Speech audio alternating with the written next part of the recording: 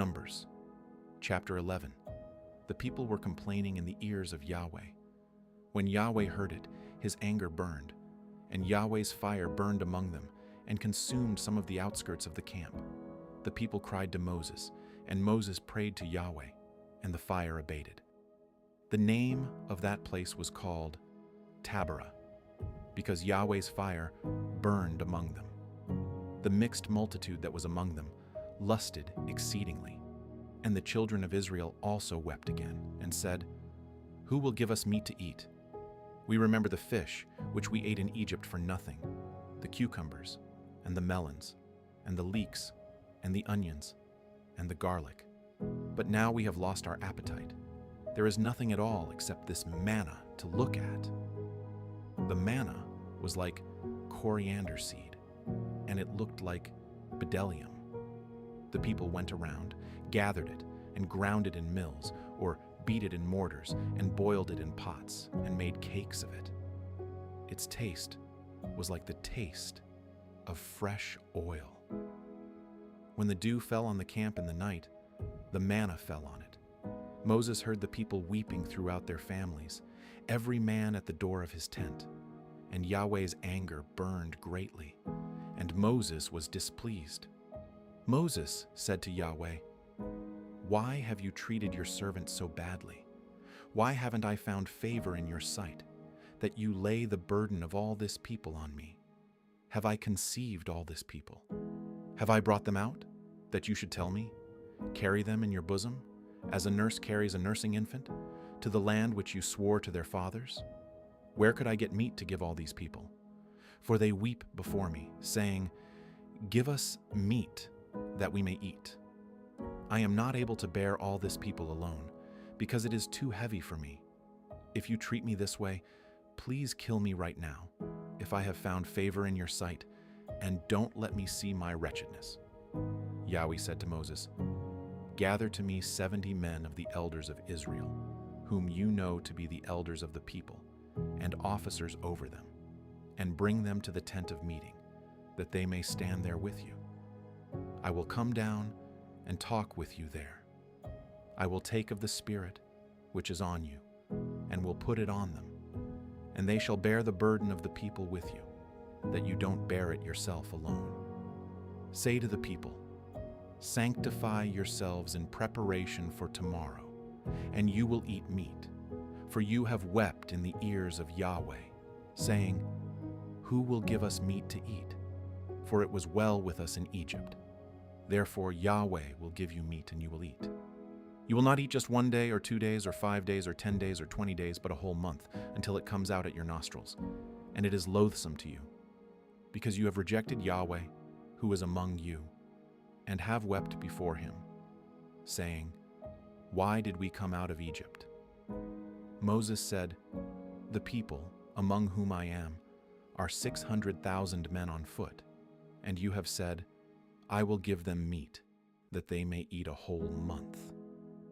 Shall flocks and herds be slaughtered for them, to be sufficient for them? Shall all the fish of the sea be gathered together for them, to be sufficient for them?'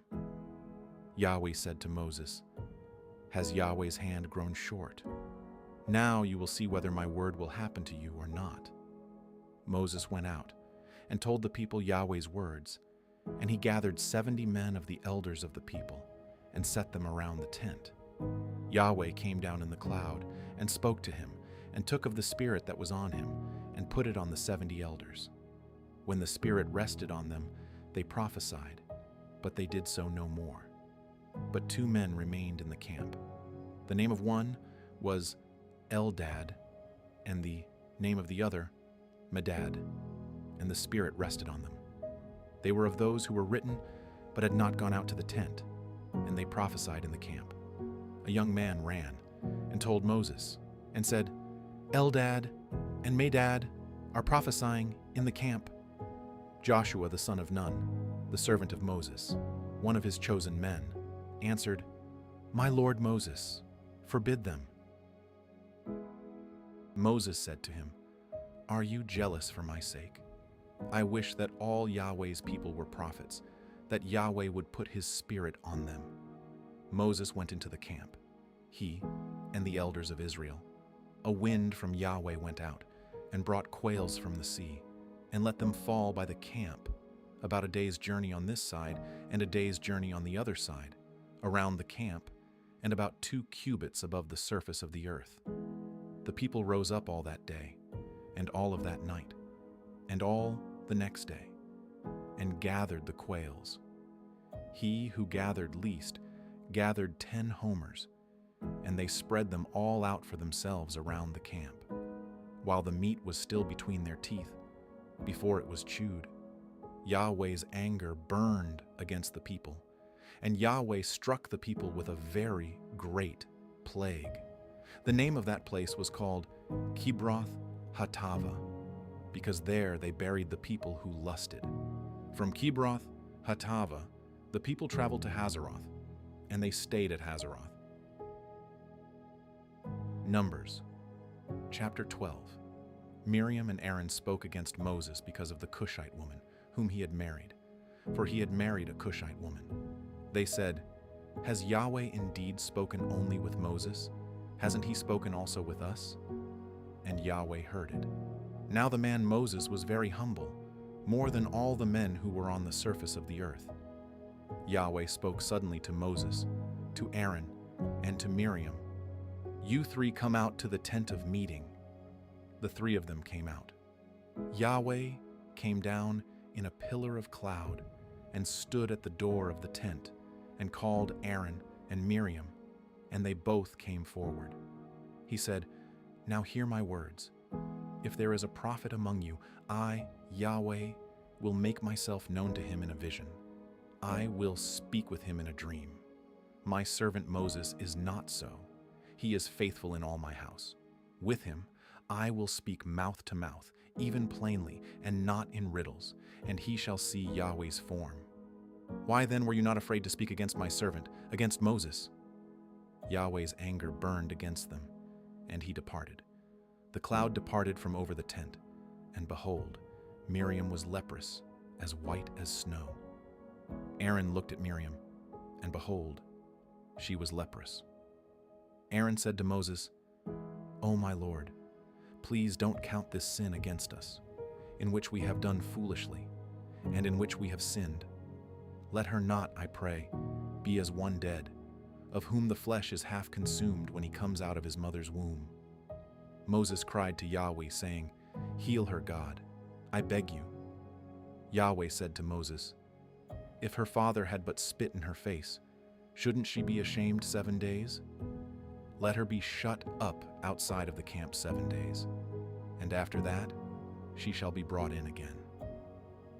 Miriam was shut up outside of the camp 7 days, and the people didn't travel until Miriam was brought in again. Afterward, the people traveled from Hazeroth and encamped in the wilderness of Paran. Numbers, chapter 13. Yahweh spoke to Moses, saying, "Send men that they may spy out the land of Canaan, which I give to the children of Israel. Of every tribe of their fathers you shall send a man, every one a prince among them." Moses sent them from the wilderness of Paran, according to the commandment of Yahweh. All of them were men who were heads of the children of Israel. These were their names: of the tribe of Reuben, Shammua the son of Zachar; of the tribe of Simeon, Shaphat the son of Hori; of the tribe of Judah, Caleb the son of Jephunneh; of the tribe of Issachar, Igal the son of Joseph; of the tribe of Ephraim, Hoshea the son of Nun; of the tribe of Benjamin, Palti the son of Raphu; of the tribe of Zebulun, Gadiel the son of Sodi; of the tribe of Joseph; of the tribe of Manasseh, Gadi the son of Susi; of the tribe of Dan, Amiel the son of Gamali; of the tribe of Asher, Sethur the son of Michael; of the tribe of Naphtali, Nachbi the son of Vophsi; of the tribe of Gad, Guel the son of Machi. These are the names of the men whom Moses sent to spy out the land. Moses called Hoshea the son of Nun Joshua. Moses sent them to spy out the land of Canaan, and said to them, "Go up this way by the south, and go up into the hill country. See the land, what it is, and the people who dwell therein, whether they are strong or weak, whether they are few or many, and what the land is that they dwell in, whether it is good or bad, and what cities they are that they dwell in, whether in camps or in strongholds, and what the land is, whether it is fertile or po or not. Be courageous and bring some of the fruit of the land. Now, the time was the time of the first ripe grapes. So they went up and spied out the land from the wilderness of Zin to Rehob, to the entrance of Hamath. They went up by the south and came to Hebron, and Ahiman, Sheshai, and Talmai, the children of Anak, were there. Now Hebron was built 7 years before Zoan in Egypt. They came to the valley of Eshcol, and cut down from there a branch with one cluster of grapes, and they bore it on a staff, between two. They also brought some of the pomegranates and figs. That place was called the Valley of Eshcol, because of the cluster which the children of Israel cut down from there. They returned from spying out the land at the end of 40 days. They went and came to Moses, to Aaron, and to all the congregation of the children of Israel, to the wilderness of Paran, to Kadesh, and brought back word to them, and to all the congregation. They showed them the fruit of the land. They told him and said, "We came to the land where you sent us. Surely it flows with milk and honey, and this is its fruit. However, the people who dwell in the land are strong, and the cities are fortified and very large. Moreover, we saw the children of Anak there. Amalek dwells in the land of the south. The Hittite, the Jebusite, and the Amorite dwell in the hill country. The Canaanite dwells by the sea and along the side of the Jordan." Caleb stilled the people before Moses and said, "Let's go up at once and possess it, for we are well able to overcome it." But the men who went up with him said, "We aren't able to go up against the people, for they are stronger than we." They brought up an evil report of the land which they had spied out to the children of Israel, saying, "The land through which we have gone to spy it out is a land that eats up its inhabitants, and all the people who we saw in it are men of great stature. There we saw the Nephilim, the sons of Anak, who come from the Nephilim. We were in our own sight as grasshoppers, and so we were in their sight.